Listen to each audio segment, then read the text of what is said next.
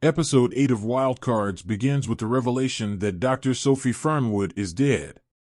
Although Max and Ellis are looking for a break from each other, they are assigned the case by Lee. Fernwood was a renowned therapist with multiple best-selling books. She is found in the pool of her $5 million house with another $500K worth of cash floating around. However, she did not drown. Fernwood died before she was pushed into the water. While at her estate, Max and Ellis run into Daphne, her business manager.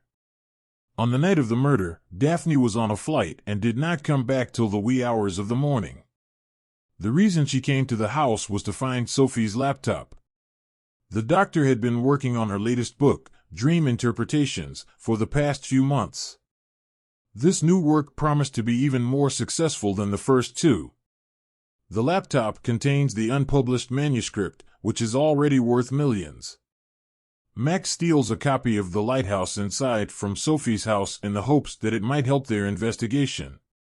The duo are invited to Sophie's funeral where they pretend to be a couple. Well, Max does, and Ellis has no option but to follow suit.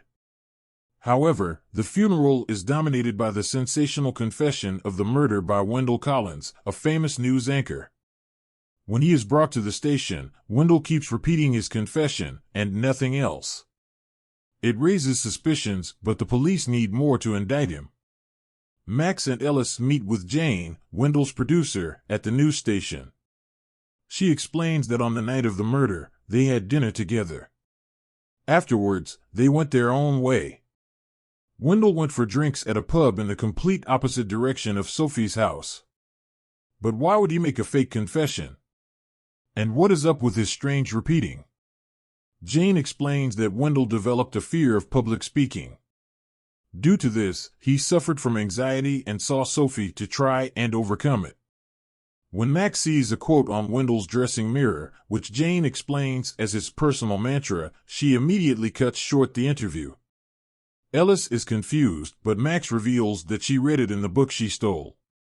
Sophie fictionalized the names of the patients she saw in real life, but used their actual accounts. Some more reading reveals that the doctor used hypnosis in Wendell's treatment. That explains his confession and strange repeating of the phrase. When he regains his senses, Wendell vehemently denies the murder allegation. Even though he was hypnotized, he has no memory of how it happened. So, Max and Ellis head for the Fernwood Wellness Center next, posing as a couple going through tough times. They need to find out which other therapist at the center knows and uses hypnosis in their treatments. Although they are only pretending for the sake of the case, Max and Ellis genuinely open up about their personal struggles. Ellis mentions how his father would praise Daniel for his natural personality but would only recognize Ellis if he would achieve something. He is the reason Ellis became a detective and still measures his self-worth through his work. Max realizes that her tendency to mistrust people might be due to the lack of family and friends outside of Ellis. The duo quickly moves back to solving the case. New evidence emerges that gives Daphne a strong motive to kill Sophie. She was recently fired from the job as Sophie did not believe that Daphne could lead her to the next phase of her career. Daphne felt betrayed by this decision as she had been with Sophie since her career began. Daphne kept looking for the manuscript in order to publish it and get her cut before she was off the payroll. During a discussion with Yates and Simmons, Max brings up something she saw on Joan's table. It was a book about dreams. Since she and Sophie were best friends from college, it is highly possible that Joan assisted with the books. Max alleges that Sophie's fame and Joan's lack thereof could be a potential motive. Ellis tries to write it off but eventually agrees to look into it. Some more digging reveals that Sophie made several payments to Joan right after the release of her books, confirming that Joan was the ghostwriter. But she got paid only a minuscule amount of what Sophie earned. Joan had access to all of Sophie's patient interviews and knew about Wendell's condition.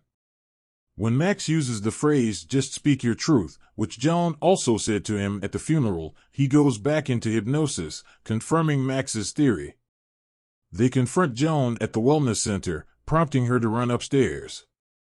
Joan threatens to jump off and commit suicide, but the duo tries to talk her out of it. Joan confesses to the murder, but pleads that she had no intention. Max encourages her to keep writing from prison, which could still mean she has a life after it. Joan is convinced that things could work out. After the case is wrapped up, Simmons inquires if therapy helped Ellis. His response is lukewarm, prompting Simmons to open up about his own therapy sessions after Daniel died. He encourages Ellis to take them more seriously and work through his unresolved issues. The episode review. Episode 8 was shaping up to be quite intriguing when it looked like Max and Ellis would have to solve the case using the clues in the book. But I had to pinch myself as a reminder that Wild Cards is cable network after all. The plotline in the episode is weak and unconvincing, although the premise itself is interesting. If Wendell, under hypnosis, would repeat just a single phrase all the while, wouldn't it be apparent that there is something wrong with him? Even hearing it a couple of times could easily indicate that the confession is false. The crucial scenes with Joan in the end are flat as well. The ease with which she changes her mind and decides not to jump is everything I hate about these format shows. There were some bright moments though, like the clever use of the therapy setting to further peel the layers back around Max and Ellis' childhoods. The growing camaraderie between the leading pairs of detectives advances appreciation of the individual. Episode 8 is lukewarm in comparison to last week's episode, but we'll take it.